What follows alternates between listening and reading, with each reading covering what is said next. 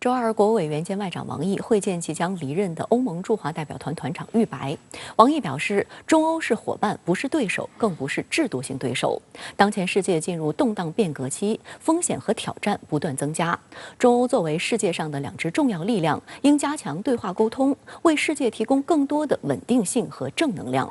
玉白表示，欧中关系发展的潜力非常巨大，双方虽然有分歧，但完全可以寻求共同利益，实现共赢结果。王毅表示，近年来，中欧达成地理标志协定，建立数字和绿色高层对话机制，完成中欧投资协定谈判，取得重要合作成果。同时，中欧之间存在的一些分歧，也在不时影响中欧关系的健康发展。关键是，欧方要对中国的发展方向形成更为客观和正确的认知。中国将继续坚持走和平发展道路，建设更高水平开放性经济新体制。中欧是伙伴，不是对手，更不是制度性对手。王毅指出，中欧作为世界上的两支重要力量，应加强对话沟通，坚定不移地维护伙伴关系的基本定位，维护求同存异的相处之道，维护互利共赢的合作方式，维护多边主义的时代潮流，为世界提供更多的稳定性和正能量。这既是中欧双方承担的国际责任，也完全符合双方的根本和长远利益。中欧之间不是制度性对手，说到底呢，就是表明中欧之间并不存在不可调和的结构性矛盾。中欧之间呢，实际上还是有广泛的共同利益，从绿色经济到气候变化到疫情防控，中欧之间实际上有非常广阔的合作领域，对于双方的经济与社会发展都具有重要的意义。玉白表示，欧方同中方一样，不愿看到这个世界陷入集团对抗，愿同中方一道，共同应对气候变化、世纪疫情、数字转型等全球性挑战。欧盟坚持一个中国政策，不会违背对一个中国的承诺。这一表态呢，实际上表明欧盟愿意在事关中国核心利益的问题上尊重中方的立场，尊重中方的利益。说到底，台湾问题涉及到中国的主权和领土完整，事关中国的核心利益。欧盟方面呢，在这个时候做出这一表态，实际上表明欧方在这一问题上愿意与中方相向而行。这对于中欧关系来说是一个根本性的利好保障。观察指，在百年变局与世纪疫情影响相互叠加的时代背景下，欧盟2021年对华政策深受大国博弈的影响。美国总统拜登上台后，重新加强同盟友和志同道合伙伴的合作，设立了美欧贸易与科技委员会和美国欧盟关于中国的双边对话机制。后者共设立6个工作组，分别在2021年5月和12月召开了2次高级别会议，对中国的人权、政治制度、经济行为和周边安全等议题妄加评论，并表示双方不仅要加强双边协调，就各自与中方开展的对话加强信息共享，还要在多边机制中加大合作力度。就在刚刚落幕的G7峰会上，美国总统拜登就公布了美国将和其他6国一起，在2027年前筹集6000亿美元，用于全球基础设施投资。西方媒体普遍称，这是西方对抗中国“一带一路”倡议的战略计划。欧盟委员会主席冯德莱恩称，欧盟将为该计划筹集3000亿欧元。去年12月，欧盟委员会也曾宣布一项名为"全球门户"的基础设施计划，计划在2021年到2027年间投资3000亿欧元，用于光纤电缆、清洁运输走廊、清洁电力运输线，以加强运输和能源网络建设。我们可以看到，欧盟方面呢，它实际上还是更关注基建合作本身。也就是说，欧盟呢，它对于欧亚国家之间的互联互通，对于欧洲和非洲国家之间的互联互通，本身这种基础设施合作呢，它还是要更加重视一些。相比美方呢，这种赤裸裸的通过基建合作，或者说所谓的基建合作搞地缘政治对抗呢，还是有很大的区别。去年9月，欧洲议会表决通过新欧中战略报告，称中国是欧盟的合作和谈判伙伴，但正日益成为欧盟的经济竞争者和制度性对手。但这样的三分法也备受欧盟内部质疑。荷兰首相吕特日前表示，他反对因中国的香港和新疆政策而重新考虑与中国的贸易关系。欧盟应该解决这些问题，但不应该孤立那些不符合欧洲标准的构架。彭博社认为，这番言论有助于欧洲重新评估与中国的关系。比利时首相德克罗周一也警告称，不要将中国和俄罗斯归入同一个地缘政治篮子。他表示，我们最不应该做的就是像背对俄罗斯一样背对中国。香港南华早报报道，援引荷兰智库克林根达尔研究所分析师雷姆科特维格的说法表示，比利时和荷兰领导人的言论不是巧合，因为它意在影响这些讨论，并且可能抵制北约战略概念中过于强烈的反华言论。为期3天的北约峰会周二起在西班牙首都马德里举行。外界注意到，作为未来10年指导性文件，北约即将推出的第4版战略概念将首提中国，并且此次峰会，日本、韩国、新西兰和澳大利亚作为北约在亚太地区的4大伙伴国将首次参会。北约是否将引向亚太，值得高度警惕。中国外交部周3在回应相关提问时指出，北约持续突破地域和领域，鼓吹集团对抗，搞拉帮结派的小圈子那一套，不得人心，更不会得逞。北约秘书长斯托尔滕贝格周二在马德里峰会现场声称，北约组织不把中国视为对手，但他同时又为抹黑中国找借口。We don't regard China as an adversary, but we are disappointed by the fact that China has not been able to condemn the Russian invasion of Ukraine, and also that China and Russia are more close now than have ever been before. 按照斯托尔滕贝格的逻辑，中国将很快成为世界最大的经济体。之后，北约还需要在气候变化等许多议题上与中国接触，因此我们不把中国当成一个对手。但中国做的一些事情让北约感到失望，因为中国没有因乌克兰问题谴责俄罗斯，没有跟俄罗斯划清界限。实际上，斯托尔滕贝格的说辞根本站不住脚。中方多次表示，在乌克兰问题上，中方始终本着客观公正态度，根据事情本身的是非曲直，独立自主地做出判断，表明主张。斯托尔滕贝格的讲话就是要在为接下来塑造阵营对抗做铺垫。清华大学国际关系研究院院长严学通在周3上午举行的第10届世界和平论坛媒体吹风会上表示，俄乌冲突发生之后，中国和北约的关系出现了明显的恶化，主要是双方采取的立场不同。中国政府认为战争的根本性原因是北约东扩，而北约则认为中国在这个战争中间没有对北约进行给予支持，或者说中国反对北约东扩，所以这样的矛盾进一步深化。深圳卫视注意到，斯托尔滕贝格周一还为此次峰会划重点，称这是一次具有变革意义的峰会，将做出包括第4版战略概念在内的很多重要决定。北约战略概念约10年更新一次，以指导该组织未来10年的发展方向。在上一份发布于2010年的版本中，北约还将俄罗斯描述为战略伙伴。但斯托尔滕贝格透露，北约将在新战略概念中将俄罗斯列为集体安全的威胁，这基本上是将俄罗斯等同于冷战时期的苏联。更值得注意的是，按照斯托尔滕贝格周二提前吹风的内容，北约新战略概念将首提中国，谈及北京对我们的安全、利益和价值观构成的挑战。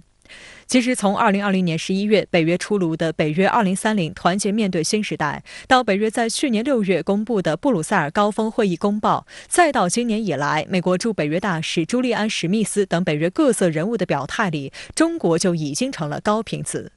去年6月的北约成员国公报中，就首次把中国列为安全威胁和所谓构成了系统性的挑战。对于北约试图给中国贴上系统性挑战的标签，中国外交部发言人赵立坚周二驳斥称，北约所谓新战略文件不过是新瓶装旧酒，实质上没有改变制造假想敌、搞阵营对抗的冷战思维。中国奉行独立自主的和平外交政策，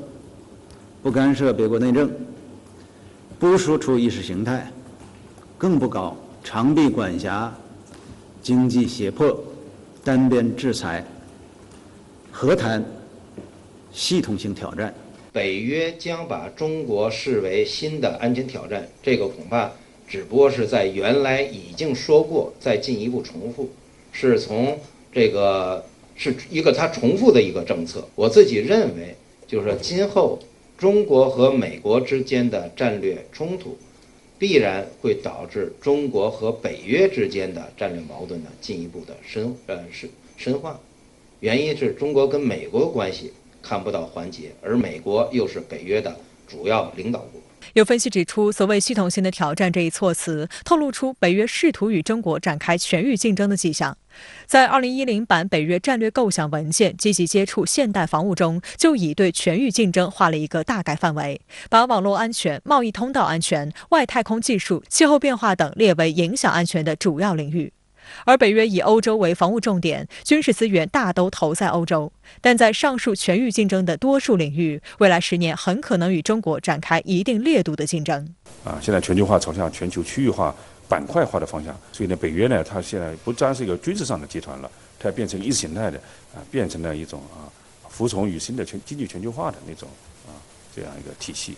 此外，美日韩领导人在北约峰会期间举行了3边会晤，这也是美日韩领导人时隔4年9个月再次聚首。韩联社报道说，此次会谈有3个议题，即加强3国合作以应对朝核威胁、制衡中国，以及为改善韩日关系寻找突破口。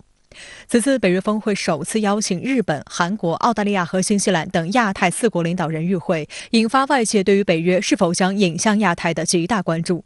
实际上，在北约2030改革方案中，北约就明确将日韩澳新作为其亚太地区的4大伙伴国。据韩联社报道，韩日澳新领导人周三举行了40多分钟会谈。按照此前日媒透露，此次小会将讨论印太局势、东海和南海局势以及俄乌冲突等议题。会议旨在深化4国合作，并加强与北约成员国的合作。而这个小会的提议者就是日本。观察指，北约邀请4国首次与会，企图建立亚太版北约的野心昭然若揭。而日本作为策应者，也正企图引入北约的力量到东亚。やはりヨーロッパの、NATO のインド太平洋へのこの関与というものをやはり、日本としても期待している。そして要するに NATO とインド太平洋地域の日米同盟やオーカス、こういったものをある意味この接近させることによって中国に多国間で対抗していきたいという狙いがあるんだと思います。周三外交部记者会上，针对有关日韩作为观察员与会是否是创建亚洲版北约的危险前奏的提问时，发言人赵立坚强调，求和平、谋发展、促合作是时代的潮流，也是世界人民的共同心愿。固守冷战思维和意识形态偏见，挑动集团对抗，搞拉帮结派的小圈子那一套，不得人心，更不会得逞。连续几天的美西方正在举行的2场峰会都是外交部记者会上的热点。我注意到，虽然俄乌冲突似乎是更为紧迫的议题，但是外界仍然对峰会当中的涉华内容保持着高度的关注。针对北约方面释放的信息，今天赵立坚在回应当中谴责北约是以意识形态划线，试图发起新冷战。赵立坚也敦促国际社会对此保持警惕。他们现在加强他们之间的盟友之间的横向的情报联盟体系的这个。由于呢，就是所谓的台海有事儿另外一个呢，就觉得中国和俄罗斯已经站在一块儿所以呢，还是要服从于他跟北约的这样一个对接所以北约在全球化，美国的联盟体系也在全球化这个是服从于他打造新的全球化的安全架构。日本呢，实际上是借助美国这种打压中国趁机也搞军事化、军事大国、政治大国。所以他有他自己的一些算盘。不过，北约及日本能否达到北约亚太化的目的仍然存疑。根据韩联社的报道，韩日澳新领导人不会就特定议题进行探讨，只是借峰会之机互致问候。韩国国务总理韩德洙周二在谈到对华关系时就表示，韩中2国关系应朝着互利共赢、相互尊重的方向发展。韩德洙虽然表示参与国际联盟的重要性，但他同时强调，在任何情况下，韩国都将坚守独立自主的外交原则。本来美韩同盟是针对朝鲜的问题的，他现在把它变成印太了，甚至对付中国去了，这实际上是违反了韩国人的意志的所以尹锡悦总统呢是比较亲美的，但是韩国人不能都是完全倒向美国我觉得这个是很危险的。他们认识到前些年萨德的系统，这个已经教训还是很忧心吧。中国还是有不少做工作的空间不能就是觉得他们铁定的就是一定跟着美国走。相关话题来连线特约评论员孙兴杰。孙先生您好。今年的北约峰会将规划未来10年的所谓新战略概念，扬言首次涉及中国。那么您对这次北约峰会有什么观察呢？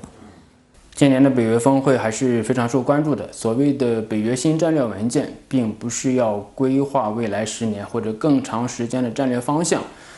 其更根本的目标呢，就是为了北约寻找合法性。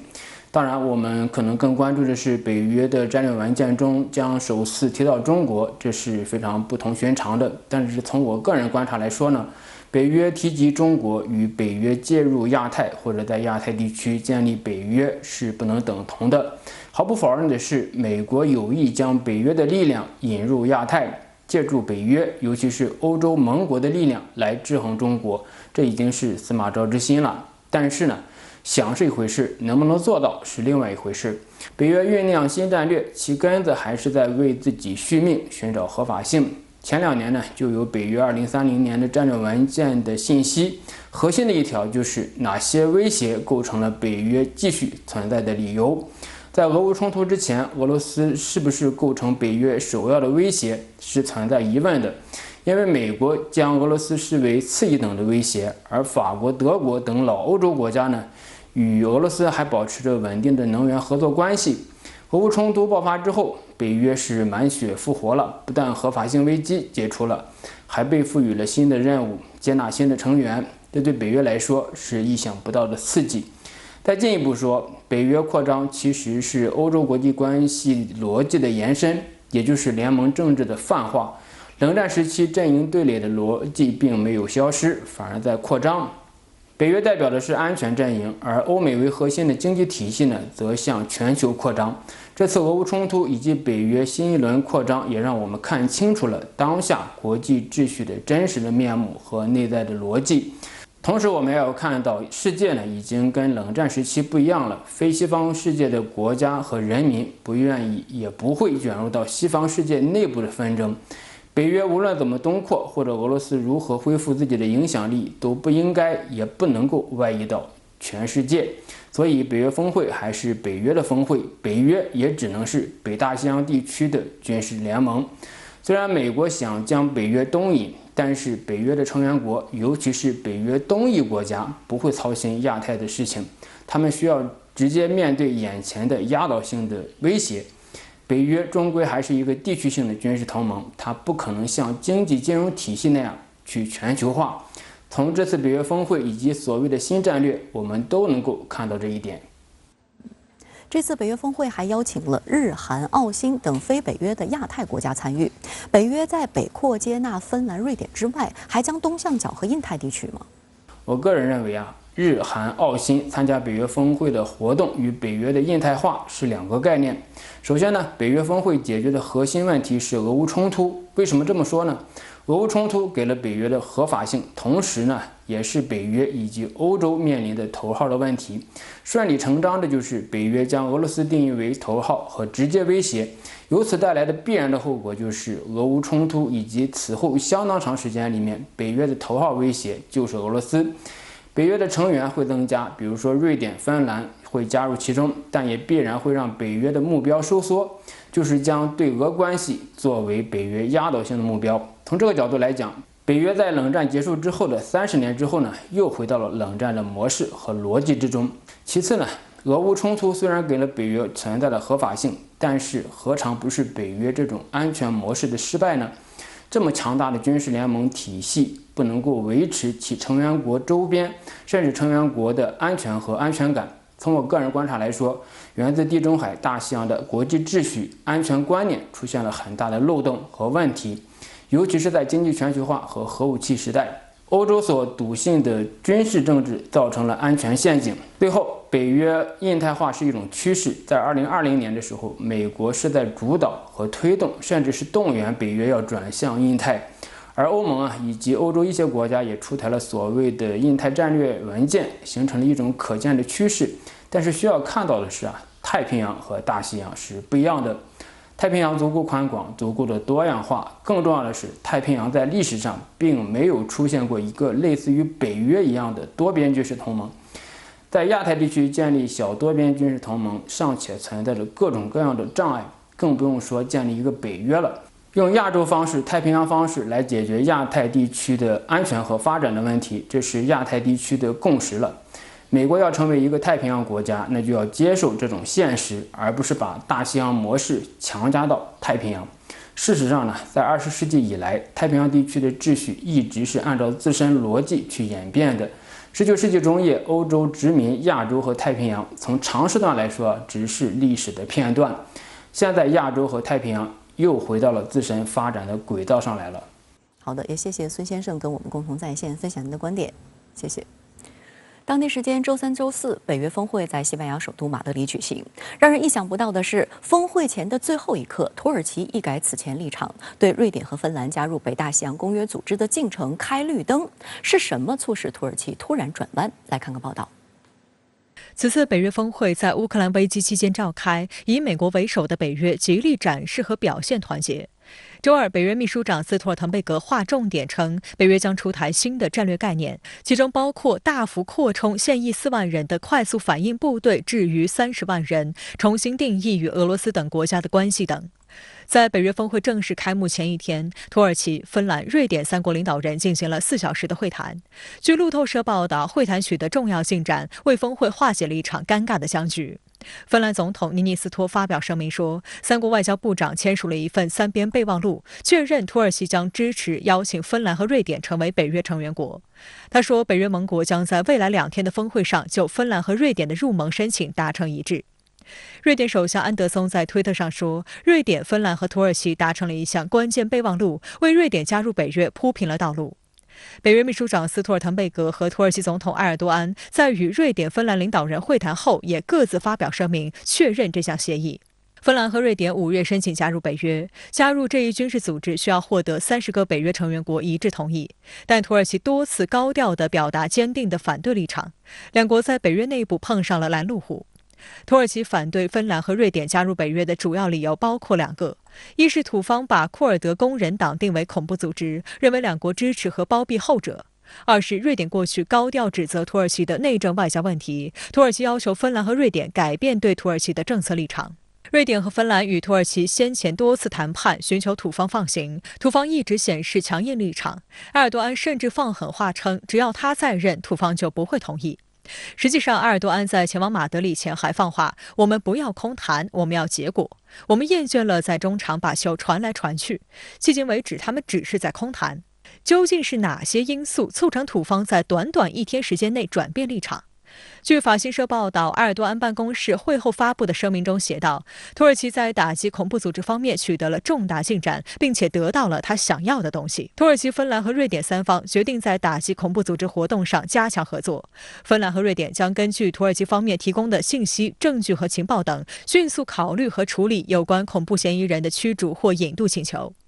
此外，土耳其、芬兰和瑞典确认3方之间取消武器禁运。瑞典和芬兰还承诺将支持土耳其和其他非欧盟国家尽可能广泛地参与欧盟安全机制，并建立一个有司法、情报和安全机构参与的常设联合机制，以监督上述措施的实施等。现在这个备忘录里面呢，就比较详细的规定了这个瑞典和芬兰要做出哪些相关的承诺，哪些行动来满足土耳其的在这个反恐，主要针对库尔德工人党和军人运动这个反恐方面的一些诉求，包括这个明确承认这组织是恐怖组织。第二个呢，就是说还有这个取消武器禁运。所以这也基本上是满足了土耳其的诉求了，那么土耳其当然也就趁势的松口了。法新社的报道还披露了一个角度，土方正寻求美方出售 F-16战机，因而被猜测以同意瑞典和芬兰加入北约为条件，向美方讨价还价。之前呢，土耳其其实美国政府应该推这个事儿了，只不过国会还不同意。那么在这个问题上呢，预计美国应该会做出更大的一些让步。应该说土耳其还是事实上得到了一些好处的。值得注意的是，土瑞芬3国在北约协调下拟定备忘录之际，在马德里的另一头，拜登正与西班牙首相桑切斯和国王费利佩6世会面。美媒报道称，当拜登走出马德里王宫时，尼尼斯托和安德松来电向他介绍3方协议的草拟内容，拜登对此点了头，这桩大事才最终得以取得进展。美国有线电视新闻网周二援引美国和欧洲高级官员的消息披露称，让瑞芬2国加入北约其实是拜登6个月前就设下的一个局。CNN 称，去年12月，俄罗斯持续在俄乌边境集结部队和装备，拜登感到欧洲安全形势即将发生巨大变化，于是他给尼尼斯托打了一个电话，提出让芬兰加入北约。俄罗斯发动对乌特别军事行动后，拜登3月邀请尼尼斯托到白宫进行会谈。CNN 称，两人坐在椭圆形办公室里讨论了提案的细节。虽然瑞典当时已经入夜，二人还是电话联系了安德松，向他通报情况。报道称，直到本周，还有不少官员认为瑞芬加入北约的问题将无法在马德里解决，可能还要几个月才能取得进展。但通过一系列密集的高层会议，到周二，拜登给埃尔多安打去一通关键电话，在G7峰会上继续敲打土耳其，再到最后一刻的首肯，拜登以各种手段推动自己的大胆计划，冲过了终点线。拜登也很快在推特上贺喜，这对北约邀请芬兰和瑞典入盟迈出关键一步，将强化我们的联盟，并加强我们的集体安全。他的配图是5月与尼尼斯托和安德森会面时走进玫瑰园的照片。土耳其与瑞典和芬兰达成备忘录后，白宫正式宣布，拜登与埃尔多安将于当地时间周3在马德里会晤，讨论北约集体防务和安全以及两国关系中一系列重要事项。埃尔多安要求和拜登进一步直接会谈，直接会谈实际上也是象征着美国对埃尔多安政府的一种认可或者支持。这对于埃尔多安来讲，也是一种巩固他的国内政治地位一个很重要的一个方面。所以这方面也是他希望能够看到的。相关话题来连线特约评论员陈斌。陈先生你好，北约峰会召开前，土耳其总统突然宣布不反对瑞典、芬兰加入北约，这意味着什么呢？梅西你好，这是北约扩张的重大进展，从此呢可以向俄罗斯宣示北约取得了战略性胜利。俄罗斯之所以到乌克兰进行特别军事行动，就是要阻止北约东扩，让蠢蠢欲动想要加入北约的乌克兰死了心，最好呢成为芬兰模式的中立国，从而呢在北约和俄罗斯之间呢能够形成一个缓冲地带，保证俄罗斯的安全。但是现在土耳其不反对瑞典和芬兰加入北约，就意味着呢这两个国家将很快成为北约国家。也就是说呢，俄罗斯对乌军事行动不仅没有阻止北约扩大，反而呢是推动了北约扩大。那么按照美国的说法呢，就是北约取得了对俄罗斯的战略性胜利。瑞典和芬兰加入北约呢，它是一个时间问题，也意味着呢，两国将来可以申请加入核武器联盟，在本国部署北约的核武器，那么对俄罗斯的安全呢，就构成了更大的威胁。北约秘书长斯托滕贝格在峰会前呢，还宣布，北约快速反应部队将扩军8倍到30万人，也将部署在靠近俄罗斯的前线国家，约束俄罗斯的行为。另一个麻烦是，俄罗斯和北约之间呢，几乎就没有缓冲地带，就剩下乌克兰了，可能加剧北约和俄罗斯之间的紧张，甚至不排除双方呢会采取比较激进的硬隔离，进而产生地缘政治和经济的割裂。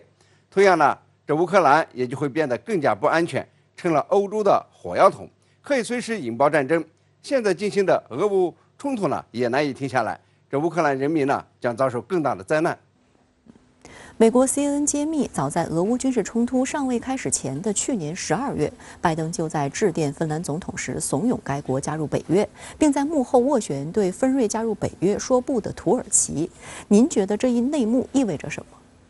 拜登总统从去年的12月开始就在劝说芬兰加入北约，说明3个问题：一呢是美国也知道俄罗斯对乌克兰的军事行动是一定会发生的，而且呢，美国不怎么诚心的去阻止战争。换句话说呢，美国需要这场战争，从而呢把欧美间分歧、北约国家间的分歧，通过一场战争呢打到一起，打出北约的团结来。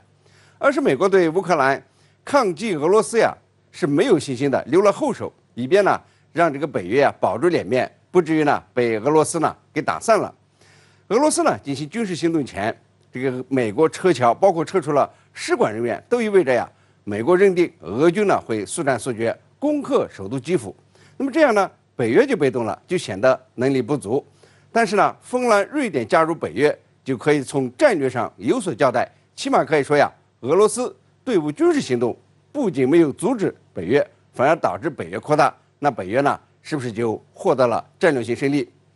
？3是说明俄罗斯的安全担忧呢，不是凭空捏造的。美国和北约呢，就是在不断的谋求扩大，压缩俄罗斯的战略空间和安全利益。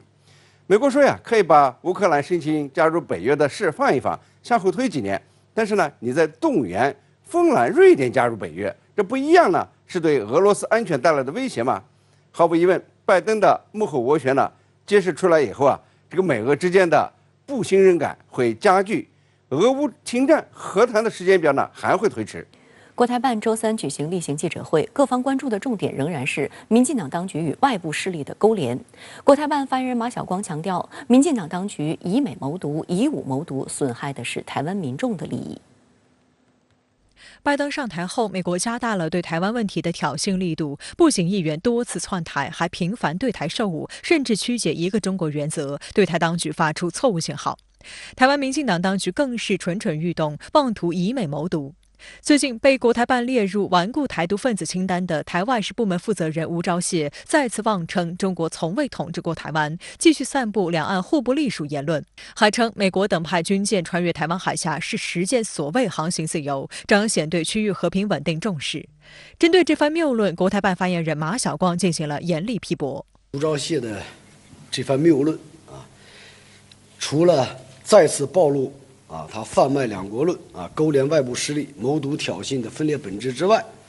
在法理和事实上根本站不住脚更得不出他所谓两岸互不隶属和两国论的这样一种荒谬的结论。马晓光专门强调了4个方面的事实：首先，国家主权不可分割，领土是国家行使主权的空间。1949年10月1号，中华人民共和国中央政府取代中华民国政府，成为全中国的唯一合法政府和在国际法上的唯一代表。中国的主权和固有疆域并未由此而改变。中华人民共和国理所当然地完全享有行使中国的主权，其中包括对台湾的主权。其次，虽然海峡两岸尚未统一，但台湾是中国领土一部分的地位从未改变，也不允许改变。中国拥有对台湾的主权从未改变，也不可能改变。海峡两岸内战状态的长期存在，并没有赋予台湾在国际法上的地位和权利，也不能改变台湾是中国一部分的法律地位。第三，国际社会承认世界上只有一个中国，台湾是中国的一部分。中华人民共和国政府是中国的唯一合法政府。中国政府以一个中国原则对待台湾的对外交往活动，保障台湾同胞在海外的一切正当合法权益，这就是我们对台湾行使主权的具体象征。第四，中国对台湾海峡享有主权、主权权利和管辖权，同时也尊重其他国家依据国际法享有的航行权利，但坚决反对任何国家以航行自由为名，行挑衅、威胁中国主权和安全之实。吴钊燮之流，配合外国势力卖力炒作完全是基于台独分裂图谋损害两岸同胞共同利益，出卖中华民族整体利益，这是14亿中国人民绝不会答应的。今天各方关注的重点呢，仍然是民进党当局与外部势力的勾连，涉及政治、经济、军事等多个领域。那我注意到马晓光在回答许多个提问时，都强调民进党当局以美谋独，损害的是台湾民众的利益，这些行径终将以失败告终。那在回答我关于所谓的台美21世纪贸易倡议会议的问题时呢，马晓光正告民进党当局不要做外部势力榨取台湾经济成果的帮凶。我们坚决反对美国和中国台湾地区谈判或签订任何具有主权意涵和官方性质的协议。民进党当局为了谋取政治私利惯于牺牲岛内企业和民众的利益来勾连外部势力谋独所以我们奉劝民进党当局停止损害台湾同胞的切身利益不要在以美谋独的歧路上越走越远也不要做外部势力任意这个宰割台湾民众利益，来榨取台湾经济成果的帮凶。中共中央总书记、国家主席、中央军委主席习近平周三深入湖北省武汉市的企业社区调研。他强调，科技自立自强是国家强盛之基、安全之要。我们必须完整、准确、全面贯彻新发展理念，深入实施创新驱动发展战略，把科技的命脉牢牢掌握在自己手中，在科技自立自强上取得更大进展，不断提升我国发展独立性、自主性、安全性，催生更多新技术、新产业，开辟经济发展的新领域、新赛道，形成国际竞争新优势。习近平首先来到武汉华工激光工程有限责任公司考察，在企业研发综合大楼，习近平听取湖北省光电子信息产业发展及核心技术攻关情况介绍，仔细查看芯片产业创新成果展示。习近平先后走进企业激光科技馆、半导体面板激光智能装备生产车间，查看激光技术产业应用展品。习近平指出，光电子信息产业是应用广泛的战略高技术产业，也是我国有条件率先实现突破的高技术产业。要加强技术研发攻关，掌握更多具有自主知识产权的核心技术，不断延伸创新链，完善产业链，为推动我国光电子信息产业加快发展做出更大贡献。随着我国发展壮大，突破卡脖子关键核心技术刻不容缓，必须坚持问题导向，发挥新型举国体制优势，出力奋发，奋起直追，加快实现科技自立自强。习近平强调，高端制造是经济高质量发展的重要支撑，推动我国制造业转型升级、建设制造强国，必须加强技术研发，提高国产化替代率，把科技的命脉掌握在自己手中，国家才能真正强大起来。习近平指出，我国是世界第2大经济体，但还有不少短板，一些产业的基础还不是很牢固，进一步发展必须靠创新。全面建设社会主义现代化国家，实现第2个100年奋斗目标，创新是一个决定性因素。党中央高度重视科技创新，实施科教兴国战略和创新驱动发展战略。如果我们每一座城市、每一个高新技术开发区、每一家科技企业、每一位科研工作者都能围绕国家确定的发展方向，扎扎实实推进科技创新，那么我们就一定能够实现既定目标。我们这一代人必须承担起这一光荣使命。科技创新一靠投入，2靠人才。看到这里聚集了不少精英人才，大家都很年轻，充满活力，我感到很高兴。